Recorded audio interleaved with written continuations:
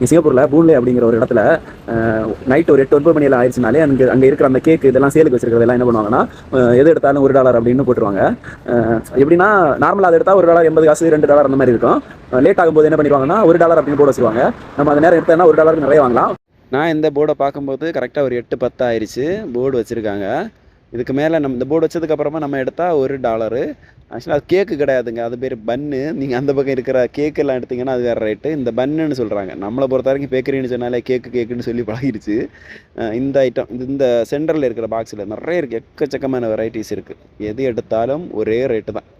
அப்படின்னா ஒரு குத்து மதிப்பாக ஒரு 5 பீஸ் வாங்கியிருக்கேன். 5 சத்தியமாக பேர்லாம் என்னென்னு தெரியலைங்க. ஆனால் டேஸ்ட்டு வேறு லெவலில் இருந்துச்சுங்க. ஒன்றுமே ஒவ்வொரு டேஸ்ட்டு.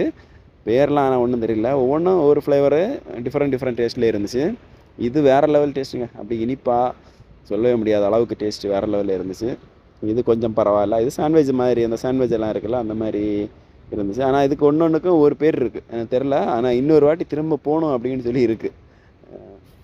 அப்படியே வாங்கிட்டு வந்துட்டு பக்கத்துலேயே ஒரு பார்க் இருந்துச்சு. அந்த பார்க்கில் உட்காந்து எல்லாத்தையும் சாப்பிட்டுட்டோம். நைட்டு சாப்பாடே இதுதான் இன்றைக்கி. சாப்பிட்டுட்டு இருக்கும்போதே கண்டிப்பாக இன்னொரு நாளைக்கு வரணும், இன்னும் நிறைய வெரைட்டி வாங்கி சாப்பிடணும்னு அப்படி நினச்சிட்ருக்கேன். இனி அடுத்த வாரம் பார்ப்போம்.